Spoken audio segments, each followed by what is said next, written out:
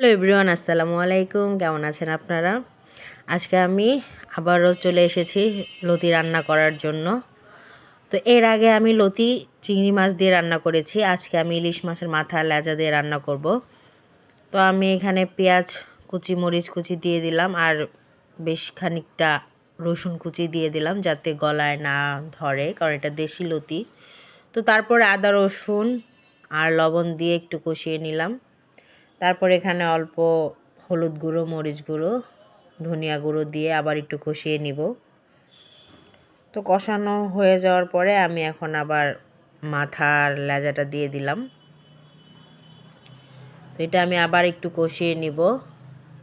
এরপরে আমি একটু পানি দিয়ে দিলাম। এখন পানিটার সাথে একটু কষাবো। এরপরে আমি লতিগুলো দিয়ে দিব। এগুলো দেশি লতি। আসলে দেশি লতি খাওয়ার মজাটাই আলাদা। এর আগে আমার আম্মু এনেছিল, সেগুলো খেয়েছি। এগুলা আপনাদের ভাইয়া এনেছে কিনে। তো ভাবলাম সব সময় তো চিংড়ি মাছ দেখে আজকে ইলিশ মাছের মাথা দিয়ে খাবো, এর জন্য যেই ভাবনা সেই কাজ।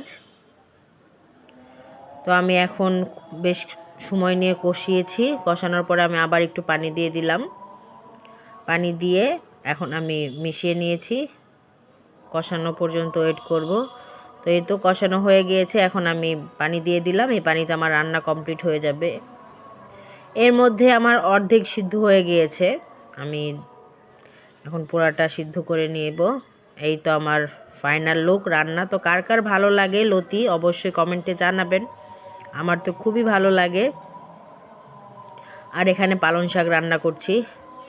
পেঁয়াজ মরিচ লবণ দিয়ে পালং শাকটা রান্না করব। ঢেকে দিয়েছি।